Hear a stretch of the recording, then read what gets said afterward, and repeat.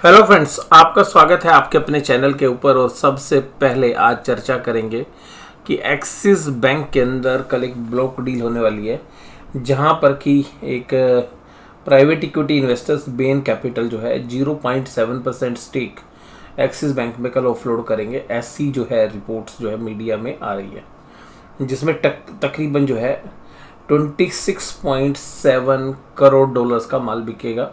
तकरीबन आप मान सकते हैं कि 210 से 220 करोड़ के आसपास की ये ब्लॉक डील होगी। तो देखिएगा, एक्सिस बैंक जिस तरीके से 52 वीक हाई पे ट्रेड कर रहा है, तो जो स्मार्ट प्लेयर है, जो इनिशियल पीरियड्स में इन्वेस्ट किए हुए हैं, वो थोड़ा सा एग्जिट का रूट देख रहे हैं। और कल परसों भी एक खबरें थी, आपको पता भी होगा, कोटक महिंद्रा बैंक में भी, कि जो पेंशन फंड है, कनाडा पेंशन फंड, उसने भी अपना स्टेक ऑफलोड किया है। तो हालांकि ये जो इन्फॉर्मेशंस हैं, इनकी कोई पुख्ता जो है जानकारी नहीं है, लेकिन मीडिया में रिपोर्ट्स आ रही हैं। तो यहाँ पर 18,755 पर जब निफ्टी बंद हुआ, तो इस निफ्टी के बंद होने में क्या था खास। देखिएगा, निफ्टी की जो क्लोजिंग है, ये एक बहुत बढ़िया क्लोजिंग है। और जब निफ्टी यहाँ पर आता है तो एक अटेम्प्ट करने की कोशिश करता है कि वो अपना लाइफ टाइम हाई टच करे। पिछली बार भी हमने चर्चा की थी, लेकिन उसके अगले दिन ही फिर वीकनेस आ गई, ऊपर गया खुला, लेकिन ऊपर से सेलिंग आ गई। आज वॉल्यूम भी कम थे और रिलायंस जो है दम दिखा रहा है। तो रिलायंस के दम पर जो है हो सकता है कि आपको ये टच होता हुआ भी नजर आए। देखिएगा, ये भी औपचारिकता मात्र है कि भाई 52 वीक टच करना है, वो तो हो जाएगा, उसमें तो कुछ है नहीं। बट उसके ऊपर सस्टेनेबिलिटी होगी या नहीं होगी, वो है सबसे बड़ा प्रश्न। तो यहाँ पर जिस तरीके से अभी जो है फाइनेंशियल्स जो है, वहाँ पर एक वीकनेस नज़र आ रही है, और जिस तरीके से फाइनेंशियल्स में स्ट्रेंथ नहीं आ रही। और अब हम ये भी देख रहे हैं कि बैंक निफ्टी के जो स्टॉक्स है, उनमें जो उनके ओरिजिनल इन्वेस्टर्स हैं, प्राइवेट इक्विटी प्लेयर्स हैं, या जो FIIs हैं, वो जो है एक एग्जिट रूट ढूंढने की कोशिश कर रहे हैं, यानी कि बेचने की कोशिश कर रहे हैं। तो एक अच्छा इंडिकेशन होता है कि जो लोग बहुत समय से उस कंपनी के साथ जुड़े हुए, और वो भी अगर एग्जिट रूट ढूंढना चाह रहे हैं, तो इसका मतलब है कि जो वैल्यूएशंस हैं वो उनके पैरामीटर्स के भी बाहर जा रही है, इसीलिए वो एग्जिट का जो है रूट देख रहे हैं।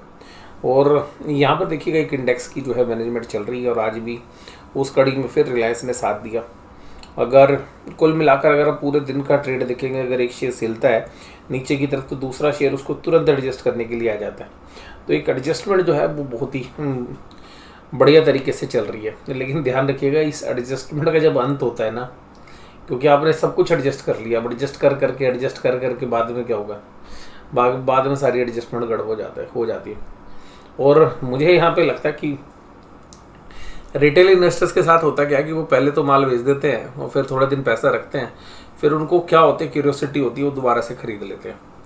और मुझे पर्सनली यहाँ पे लग रहा है कि यहाँ पे एक बार पैसा निकाल के साइड में रखने का समय है। और हालांकि जो कुछ एरियाज़ हैं जहाँ पर हमें लग रहा है कि इस तरीके की जो है सिचुएशन जो है आने वाली है।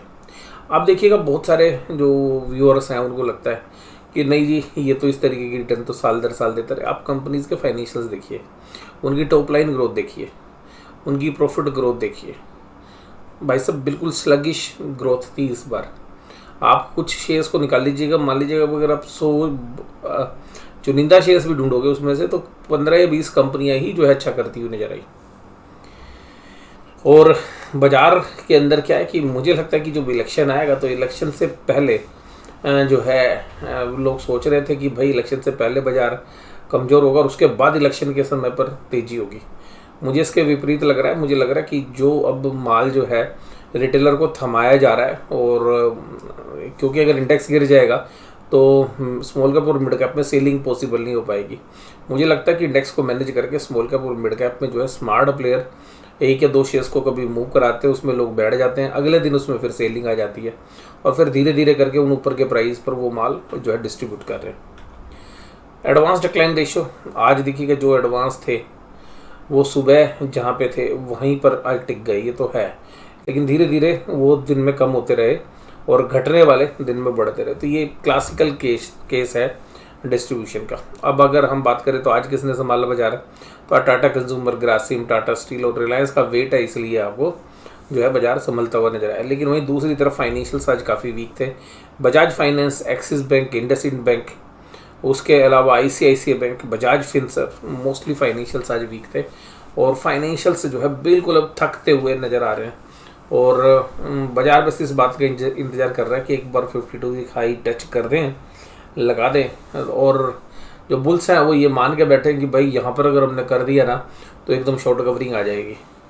और मंदड़िए इस इंतजार में बैठे कि भाई तुम एक बार लगा लो, जैसे ही वो लेवल टच आएंगे हम जो है एक्स्ट्राऑर्डिनरी सेलिंग जो है स्टार्ट कर देंगे। तो देखते हैं अब इसमें आगे क्या होता है। और आपको मेरा भी तो पता ही है, निफ्टी बैंक 43988 यहीं पे घूमता रहा पूरे दिन भर। सुबह लगा, बाजार खुला 44181 पे, सुबह 212 मार दिया। उसके बाद 9:30 बजे, 9:45 बजे थे, उसके बाद बाजार आया। आपको एक सीधी लाइन नज़र आ रही है, बस यही 40-50 पॉइंट में बाजार करता रहा। तो आज किसका दिन था? स्कैल्पिंग जिन्होंने की, जो इस रेंज के अंदर स्कैल्पिंग कर रहे थे, और वो प्लेयर्स जो है आज शायद अच्छा पैसा बनाते हुए नज़र आए होंगे। बट छोटा छोटा पैसा बनता है स्कैल्पिंग में, ये भी बात ध्यान रखिए।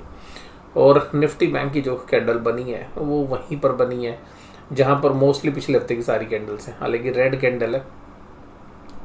तो यहाँ पर जो एक रनअप हुआ था उसमें बस अब एक इंडेक्स मैनेजमेंट हो रही है। पिछले 10-15 दिन से वहीं पर बाजार, 15 क्या पूरा महीना ही हो गया, पूरे महीने में बाजार ने पूरी चौपीनेस दिखाई है।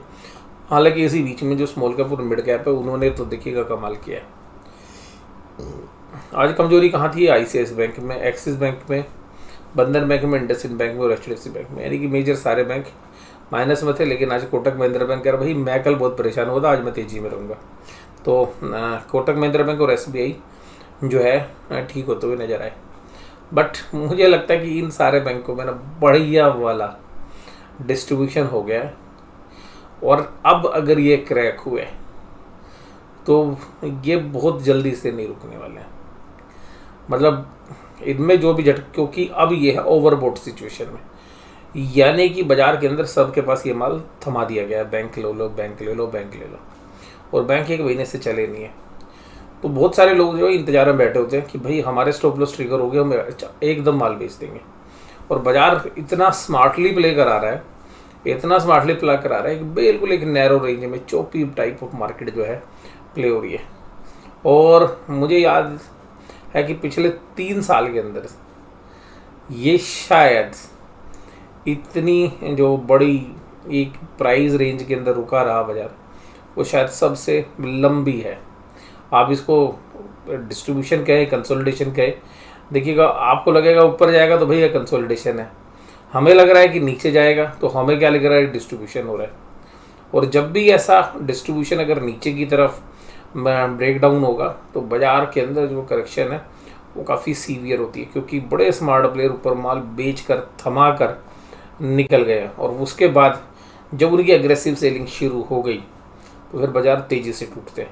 इसी तरीके से अगर हम ये बायर के एंगल से देखें कि बायर ने सबका माल ले लिया, अब सेलर के पास माल बेचने के लिए नहीं है, तो जो बायर है वही ऊपर ले जाके माल बेचेगा, तो भी एक ऊपर जो है एक अच्छी रैली होती है।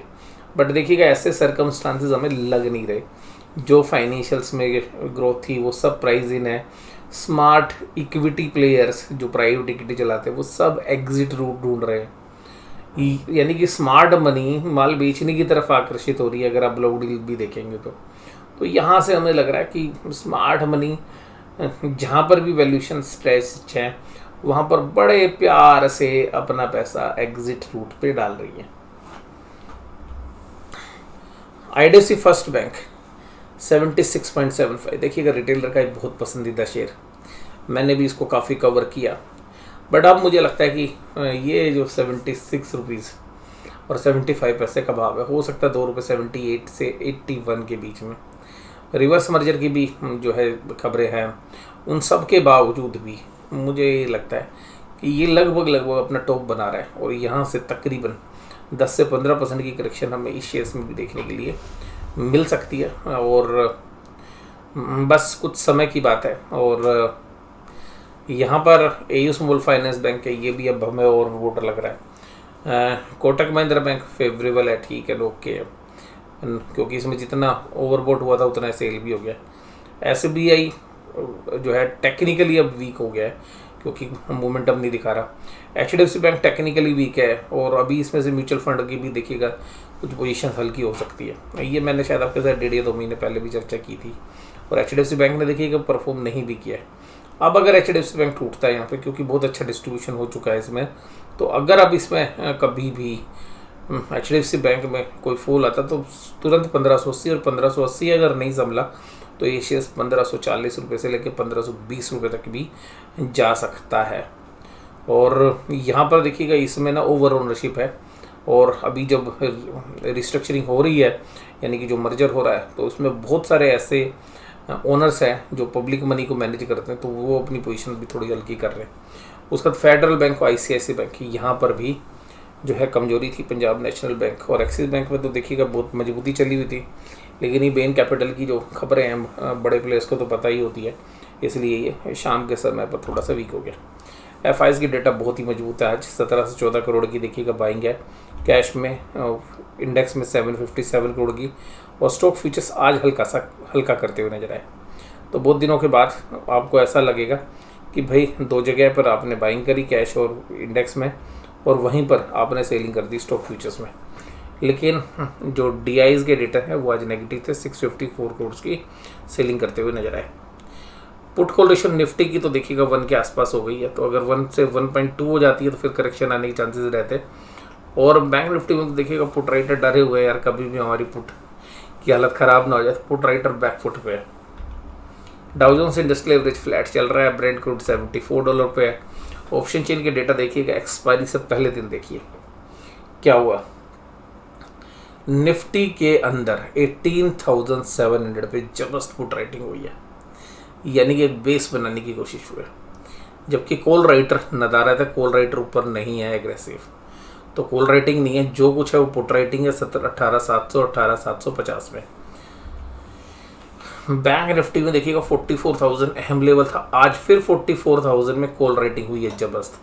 1,15,000 कॉन्ट्रैक्ट पुट राइटिंग में हुई है, 39 कॉन्ट्रैक्ट। तो अभी भी यहाँ पर जो पूरा ट्रैक्शन है वो 44,000 बना हुआ है। दोनों पार्टी अब बिल्कुल मजबूती के साथ खड़ी हुई हैं, कॉल राइटर भी पुट राइटर भी। हालांकि अगर ऊपर की तरफ अब देखेंगे 44, 100, 200, 300, तो मंदी करने वाले यानी कि कॉल राइटर ज़्यादा एग्रेसिव है as compared to put writers. तो पुट राइटिंग जो है 44 के बाद 43,800 के आसपास ही नज़र आ रही है। तो आज की इस वीडियो में बस केवल इतना ही। वीडियो देखने के लिए धन्यवाद। Thank you very much.